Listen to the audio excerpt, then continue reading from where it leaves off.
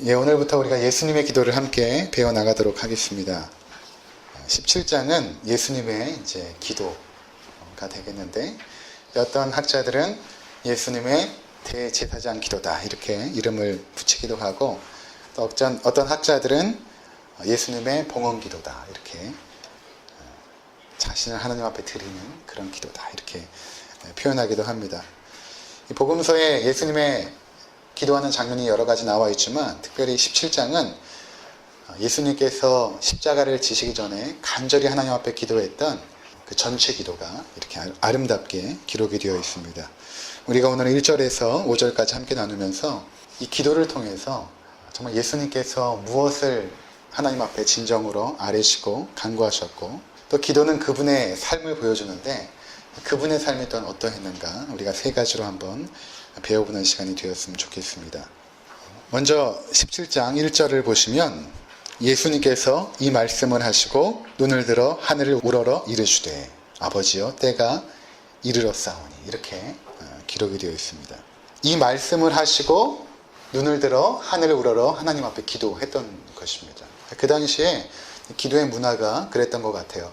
우리는 이렇게 손을 모으고 머리를 숙이고 기도하지만, 그 당시에 기도의 문화는 이제 머리를 하나님 앞에, 하늘에 계신 하나님 앞에 들고 이렇게 기도했던 것이죠. 그래서 복음서 보면 세리와 같은 죄인들은 고개를 들지 못하고 고개를 숙이고 이렇게 기도했던 모습을 볼 수 있는데, 기도의 자세는 어떻든 상관이 없는 것 같아요. 이렇게 하늘을 보고 기도해도 괜찮고 우리처럼 손을 모으고 머리를 숙여도 괜찮은 것 같아요. 중요한 것은 예수님께서 기도를 할 때에 제자들에게 말씀을 하고 난 이후에 기도를 했다는 것입니다. 이 말씀은 14장에서 16장에 이르는 고별 강화, 예수님께서 제자들을 떠나 십자가를 지러 가시면서 하셨던 그 말씀, 그 이후에 곧 이어서 기도에 들어가셨다는 것입니다. 자, 이것은 어떤 의미가 있는가? 우리가 첫 번째로 배울 수 있는 것은 하나님의 말씀과 함께 기도는 반드시 동반되어야 한다는 것입니다. 우리가 하나님의 뜻을 아는 것도 굉장히 중요한데, 그 뜻을 알고 기도하는 것, 이것이 예수님께서 보여주신 기도의 모습이었다는 것입니다. 어떻게 보면 이 땅에서 기도가 가장 필요 없을 것 같은 분은 예수님이십니다. 왜냐하면 예수님은 하나님의 뜻을 온전히 다 알고 계시거든요. 우리가 하나님의 뜻을 알기 위해서 간절히 기도하고, 또 우리 삶의 여러 가지 아를 간구의 제목들을 가지고 기도하지만, 예수님은 하나님의 뜻을 다 알고 계셨고 그 뜻에 온전히 순종하며 사셨던 분이십니다. 그래서 어떻게 보면 기도가 필요 없을 것 같은데 예수님께서 간절히 기도를 하셨던 것입니다. 이것은 언뜻 보면 이해가 되지 않습니다. 왜냐하면 하나님의 뜻이라면 그것은 반드시 이루어지는 것입니다. 인간이 세운 계획이나 뜻은 우리의 무능함 때문에 이루어지지 않을 때도 있고, 또 여건과 상황이 바뀌면 그 뜻이 바뀌기도 하죠. 하지만 하나님께서 뜻을 세웠다는 것은, 이것은 완벽한 것입니다. 그래서 그 뜻이 세워진 것과 동시에 그것은 이루어졌다라고 해도 틀리지 않죠. 하나님은 전지전능하기 때문에 그 세워진 뜻은 반드시 이루어지는 것입니다. 그렇다면 과연 예수님께서 하나님의 뜻을 온전히 다 알고 있었음에도 불구하고 무엇 때문에 기도를 할까요? 예수님이 이 땅에서 사셨을 때에 예수님께서 함부로 살지 않고, 함부로 말씀하지 않고, 함부로 행동하지 않고 하나님의 뜻을 날마다 물어보고 그 뜻에 순종해서 말씀도 전하시고 병자도 고치시고 기도도 하셨던 것입니다. 하나님의 뜻을 늘 알고 계셨죠. 그렇다면 무엇 때문에 기도할 필요가 있었겠는가 하는 것입니다. 여기에 바로 하나님의 일하심의 그 신비함이 담겨져 있습니다. 우리가 하나님의 뜻을 알기 위해서 기도하는 것도 굉장히 중요하죠. 그런데 그 뜻을 알게 되었을 때 기도하는 것도 또한 필요하다는 것입니다. 왜냐하면 하나님께서는 그분의 뜻을 이루실 때에 우리의 기도를 통해서 이루시기를 기뻐하십니다. 이게 참 신비로운 거죠. 하나님 홀로 일하셔도 되는데 우리를 기도에 동참시키시고 그분의 사역들을 진행해 가세요. 하나님은 우리의 기도가 필요해서도 아니고, 또 우리의 기도가 이렇게 쌓여서 어느 정도 그 하나님의 생각 가운데 이제 기도가 쌓여서 내가 응답해야겠다라는 것은 아닙니다. 잘못된 거예요. 아직 기도가 쌓이지 않아서 그렇습니다. 집사님 더 기도하세요. 이런 것은 사실 잘못된 표현입니다. 하나님 우리의 기도가 필요하지 않으세요. 그리고 기도가 이렇게 쌓여서 충분히 되었을 때 하나님께서 일하시는 것도 아니에요. 하나님은 전지전능하시고 무소부재하시고 모든 것이 가능하시죠. 그분께서 세우신 뜻은 그분의 능력으로 반드시 이루어져요. 그런데 우리에게 또한 기도를 하게 하시는 것입니다. 그리고 우리가 기도할 때 기뻐하시고 그 기도를 사용을 하셔서 하나님의 뜻을 이루어 가신다는 것입니다. 그래서 우리가 기도를 통해서 하나님의 그 뜻을 성취할 때에 하나님의 능력을 깨닫게 되죠. 그리고 우리가 드린 기도가 얼마나 능력 있게 사용되었는가를 체험하게 됩니다. 이런 과정 속에서 그분의 구원 사역에 쓰임받았다는 기쁨과 또한 나의 미약한 기도에도 응답하신 그 하나님 앞에 감사하게 하시는 것입니다. 그래서 우리가 하나님의 말씀을 통해서 그분의 뜻을 아는 것도 중요하지만 이어서 기도해야 되는 것입니다. 그 뜻이 이루어지도록. 주기도문에서 예수님께서 가르치신 것처럼 뜻이 하늘에서 이루어진 것처럼 이 땅에서도 이루어지도록 너희가 기도하라. 하나님의 뜻이라면 반드시 이루어지죠. 하지만 그것을 위해서 또한 기도하라. 이렇게 하셨던 것입니다. 간혹 가다가 제 아이가 이제 청소를 하거나 빨래를 할 때 자기도 좀 돕겠다고 흉내를 냅니다. 막 청소기 미는 흉내도 내고 양말도 갖고 와서 널기도 하고 그래요. 근데 그게 아무런 도움이 안 돼요, 사실은. 근데 같이 제가 청소기를 잡고 이제 밀어줍니다. 그리고 빨래도 널게 해요. 이렇게 해봐, 이렇게 해봐 하면서 이제 같이 합니다. 그리고 이제 청소가 다 끝나면 아이에게 말하죠. 이거 희수가 다 했네. 이 빨래 희수가 다 널었네. 이렇게 얘기하죠. 성경에도 이와 같은 장면이 요한계시록에 나옵니다. 요한계시록 4장에 보면 천상에서 하나님 앞에 예배드리는 장면이 나와요. 보좌가 중심이 되죠. 하나님의 좌정하신 그 보좌, 그리고 그 곁에 어린 양 예수 그리스도가 계십니다. 그리고 하나님의 보좌를 중심으로 이렇게 둘러선 무리들이 있는데 24장로들이 둘러서 있어요. 왜 24장로인가? 그것은 구약의 12지파의 대표들과 또 신약의 12사도의 대표들.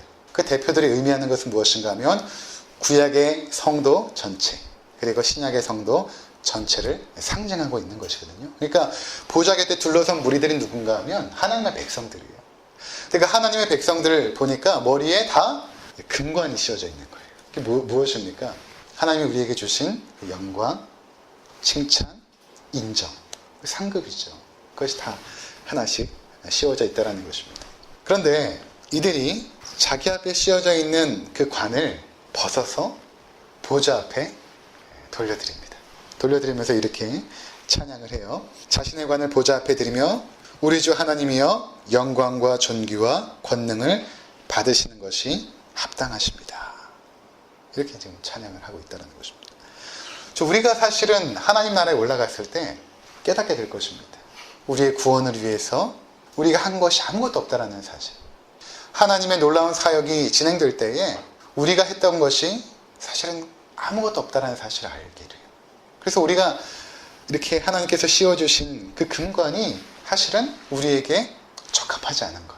하나님께서 모든 영광과 존귀를 받아야 되는데 우리에게 그것이 씌워진다는 것입니다. 하나님께서 그래 네가 잘했다.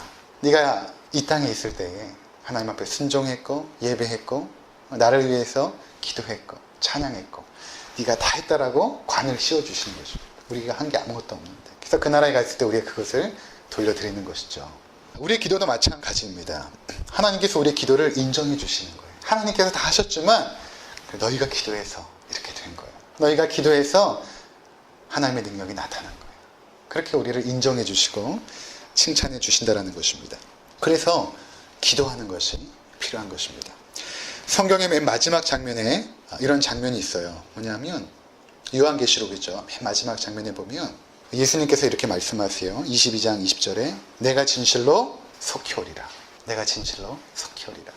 하나님의 뜻이 선포가 되어졌죠. 그러면 예수님께서는 속히 오실 거예요. 근데 요한이 그 주님의 뜻을 받자마자 기도합니다. 뭐라고 기도하냐면 아멘 주 예수여 오시옵소서. 기도하죠. 하나님의 뜻을 알고 있음에도 불구하고 그 뜻이 이루어지도록 기도하는 것. 그것이 바로 성도들의 마땅한 본분인 것입니다. 예수님께서는 십자가를 지시는 것이 하나님의 뜻임을 알고 계셨어요. 그런데 끝까지 어떤 기도를 하냐면 하나님, 내가 이 십자가를 달게 지고 가기로 원합니다. 그 기도를 하시고 있다는 것입니다.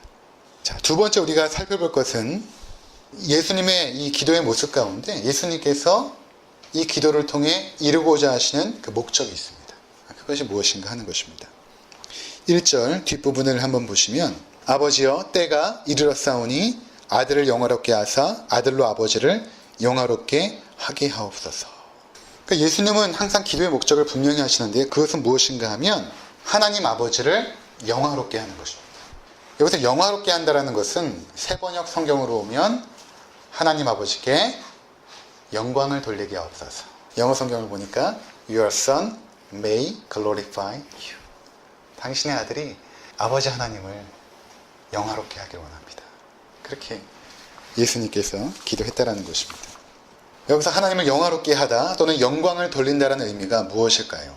이게 이제 잘 와닿지 않아요. 하나님의 영광을 위해서 살아야지. 하나님께 영광을 돌립니다. 하나님 영광을 받아주시옵소서. 이렇게 우리가 말은 많이 하지만 이것이 실제적으로 우리 가운데 와닿지 않습니다. 제가 전에 한번 말씀을 드린 적이 있어요. 이 영광이라는 것은 원어로 독사라고 하는데 이 영광은 하나님의 인격이나 그분의 성품 또는 그분에게 속한 그 어떤 것을 총칭하여서 영광이라고 하는 것입니다. 예를 들어 하나님은 빛이시죠. 그것을 하나님의 영광이라고 말하는 거예요. 하나님은 사랑이십니다. 그 하나님을 영광이라고 말합니다. 이런 하나님의 그 성품과 그 인격과 그 모든 총체들, 그것을 영광이라고 하는 것입니다. 그래서 이 영광이 나타났다는 것은 무엇인가 하면 그 하나님께 속한 그것들이 이 피조세계 가운데 드러나게 됐을 때 우리가 그것을 바라보잖아요.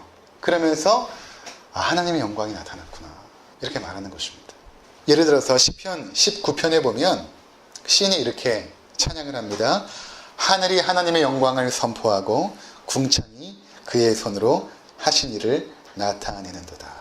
저 무한광대한 하늘을 보면서 밤하늘에 펼쳐져 있는 그 무수히 많은 별들을 보면서 그 우주를 창조하신 그 하나님의 영광, 하늘이 하나님의 영광을 선포한다. 이렇게 고백했던 것이죠. 시편 8편에도 보면 여호와 우리 주여 주의 이름이 온 땅에 어찌 그리 아름다운지요. 주의 영광이 하늘을 덮었나이다. 우주 만물을 바라보면서 이 피조세계에 나타난 그 하나님의 그 놀라우신 그 능력과 권능, 그것을 영광이라고 표현했다라는 것입니다. 우리가 이 부분은 좀 살펴봤으면 좋겠는데 출애굽기 33장 18절에서 23절입니다. 잠깐 보고 돌아왔으면 좋겠습니다. 모세가 이르되 원하건대 주의 영광을 내게 보이소서. 여호와께서 이르시되 내가 내 모든 선한 것을 내 앞에 지나가게 하고 여호와 이름을 내 앞에 선포하리라. 나는 은혜 베풀 자에게 은혜를 베풀고 긍휼히 여길 자에게 긍휼을 베푸느니라. 또 이르시되 내가 내 얼굴을 보지 못하리니 나를 보고 살 자가 없음이니라. 여호와께서 또 이르시기를 보라 내 곁에 한 장소가 있으니 나는 그 반석 위에 서라. 내 영광이 지나갈 때에 내가 너를 반석 틈에 두고 내가 지나도록 내 손으로 너를 덮었다가 손을 거두리니 내가 내 등을 볼 것이요 얼굴은 보지 못하리라. 그러니까 모세가 하나님 앞에 하나님 내가 주의 영광을 보고 싶습니다. 기도합니다. 하나님의 영광 앞에서 사실은 죄인들이 설 수가 없어요. 그 영광은 너무 찬란하기 때문에 그 앞에 산다라는 것은 곧 죽음을 의미하는 것입니다. 근데 하나님께서 모세의 기도에 응답을 하십니다.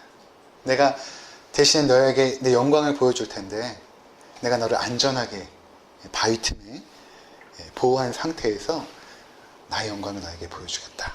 그리고 나서 이제 34장에 주의 영광이 나타나는데 34장 5절을 한번 보도록 하겠습니다. 5절에서 7절 여호와께서 구름 가운데 강림하사 그와 함께 거기 서서 여호와 이름을 선포하실세 여호와께서 그의 앞으로 지나시며 선포하시되 여호와라 여호와라 자비롭고 은혜롭고 노하기를 더디하고 인자와 진실이 많은 하나님이라. 인자를 천대까지 베풀며 악과 과실과 죄를 용서하리라. 그러나 벌을 면제하진 아니하고 아버지 악행을 자손 3, 4대까지 보응하리라. 아멘. 자, 여호와 영광이 나타났는데 그분의 이름을 선포하시죠. 그분의 이름이라는 것은 그분의 성품, 그분의 인격을 말하는데 6절에 뭐라고 말하냐면 여호와라 여호와라 자비롭고 은혜롭고 노하기를 더디하고 인자와 진실이 많은 하나님이라. 하나님의 영광이 어떻게 나타납니까? 그분은 자비롭다. 그분은 은혜롭다. 노하기를 더디하고 인자와 진실이 많은 하나님이라. 또 인자를 천대까지 베풀며 악과 과실과 죄를 용서하리라. 그러나 벌을 면제하지 아니하고 아버지 악행을 자손 3, 4대까지 보호하리라. 하나님은 은혜롭지만 또한 죄를 반드시 징계하시는, 죄를 반드시 벌하시는 공의로운 하나님입니다. 하나님의 인격과 성품이 선포되고 있죠. 하나님의 영광이 나타날 때. 자, 그러니까 우리가 이렇게 이해하면 되는 것입니다. 하나님의 영광, 그분에게 속한 그분의 인격, 그분의 성품, 그분의 사랑, 그분의 은혜, 그분의 자비, 이러한 그 모든 총체적인 하나님의 것들, 그것이 이 땅 가운데 펼쳐질 때 하나님의 영광이 나타난다. 이렇게 말하는 것이고, 하나님께 영광을 돌리겠습니다. 하나님 영광 받아 주시옵소서 라는 것은 그러한 것이 나를 통하여 드러나게 하옵소서 라는 것이거든요. 이 부분은 우리가 조금 있다가 살펴보도록 하겠습니다.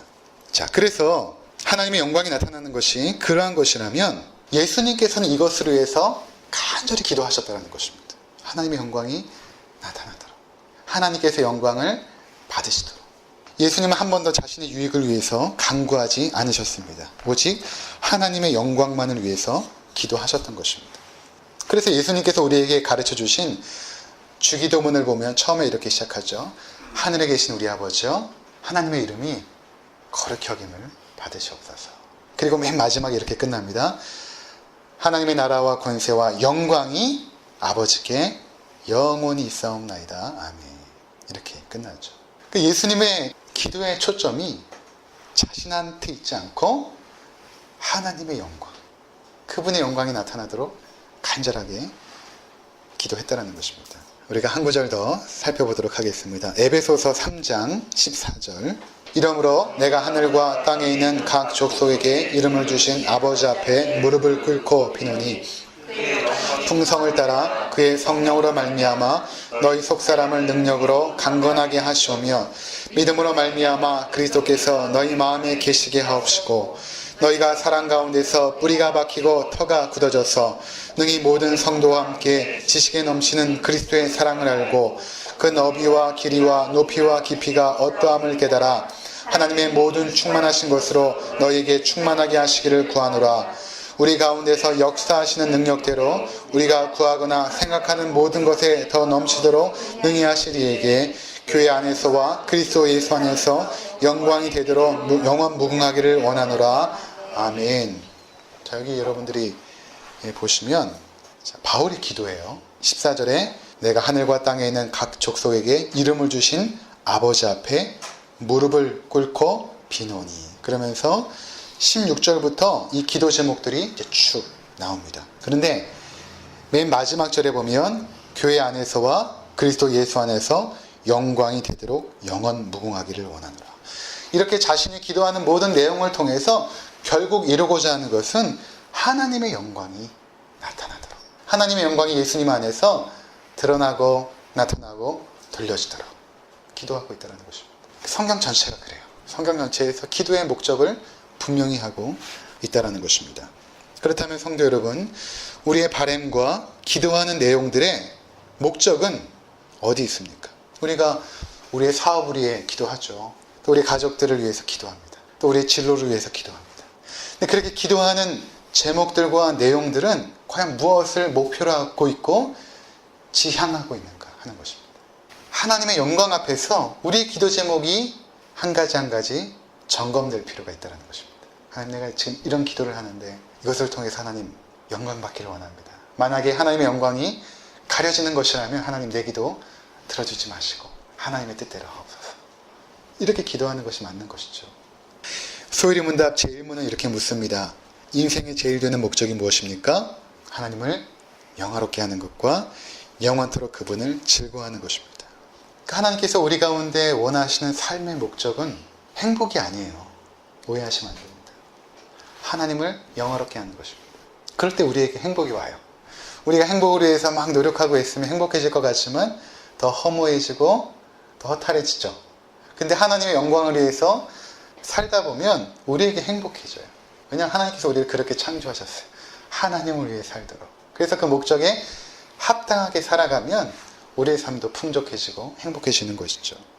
그러니까 우리의 기도도 마찬가지로 우리의 삶의 목적에 맞게 우리의 기도도 그렇게 되어져야 된다는 것입니다. 우리가 기도의 자리에 있을 때 정직하게 우리의 모습을 돌아보게 되는 것입니다.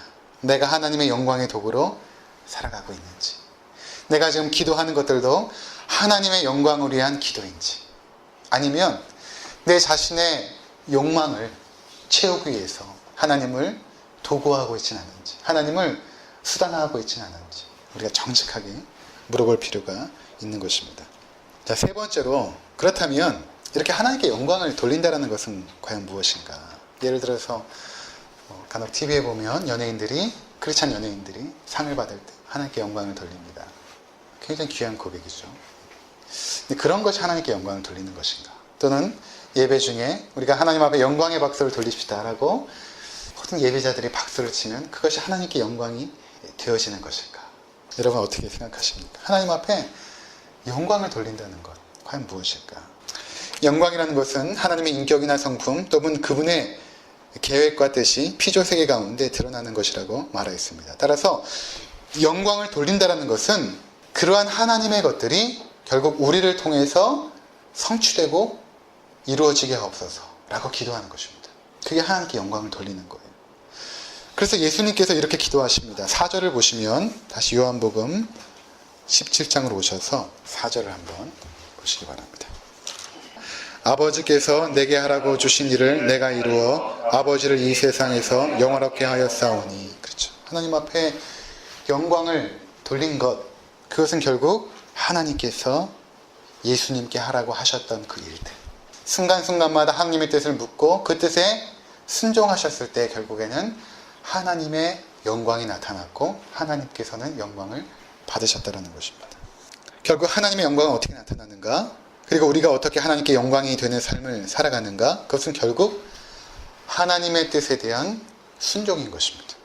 순종을 통해서 결국 하나님의 영광이 나타나는 것입니다. 그러니까 예수님의 이 기도는 하나님의 뜻이 이루어지게 해달라는 기도였고 그것이 자신을 통해서 이루어지게 해달라고 기도했으며 이를 통해서 하나님께서 영광을 받으시도록 기도하고 있는 것입니다.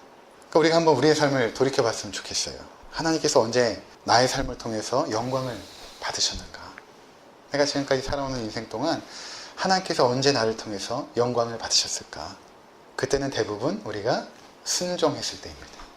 하나님의 선하시고 기뻐하시고 온전하신 뜻을 깨닫고 순종했을 때에 하나님의 영광이 나타났던 것입니다. 하나님의 영광은 우리가 단지 하나님의 말씀을 알고 깨닫는 것으로 나타나진 않아요. 그것은 우리 가운데 은혜가 되겠죠.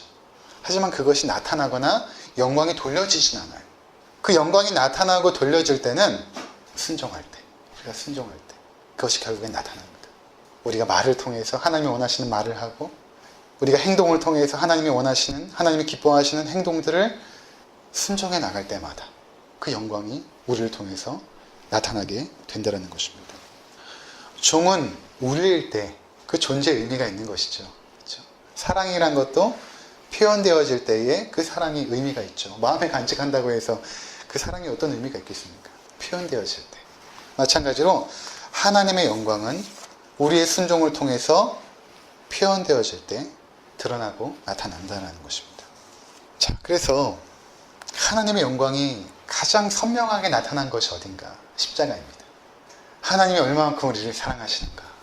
하나님이 죄에 대해서 얼마나 진노하시는 공의로운 분이신가? 그분의 그 인격과 성품, 그분의 계획과 그분의 뜻, 그것이 어디에서 가장 극명하게 드러났는가? 십자가에서 드러난 것입니다.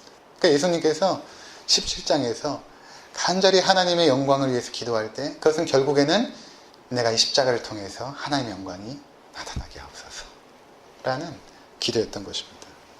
예수님은 하나님의 가장 기뻐하신 아들이었고 또한 하나님을 가장 사랑했던 분입니다. 그럼에도 불구하고 하나님께 순종하기 위하여 기도하셨다면 우리는 과연 어떠해야 하겠습니까? 우리에게는 여전히 하나님의 뜻에 순종하려는 마음보다는 나의 뜻과 계획에 하나님께서 좀 도와주시길 바라죠. 협력해 주시길 바랍니다. 그래서 어쩌면 하나님의 선명한 뜻에 우리의 눈이 가려졌는지도 몰라요. 내 뜻이 너무 많고 내 생각이 너무 많으니까 하나님의 뜻에 우리의 시야가 가려져 버린 거예요. 다 버리면 보입니다. 다 버리면 보입니다. 우리가 지금 계획하고 진행하고 생각하고 기도하는 그 모든 것들은 내 수준에서 최선인 거예요. 내 수준에서. 내 경험과 지혜 수준에서 최선인 것이죠. 근데 하나님의 생각은 우리가 찬양한 것처럼 훨씬 보배롭고 존귀하죠.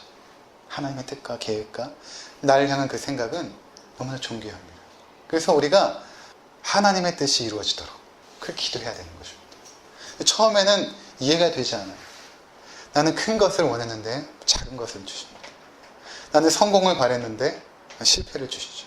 전혀 이해하지 못하는 거죠. 그런데 그 속에서 우리가 순종해 나갈 때 우리 삶 속에서 하나님의 영광이 드러나게 되는 거예요. 나보다 존귀하고 보배로운 그분의 뜻이 성취가 되어서 마침내 하나님의 영광의 삶을 살아가시는 우리 복된 성도님들 되시기를 주의 이름으로 축원을 드립니다. 기도하시겠습니다.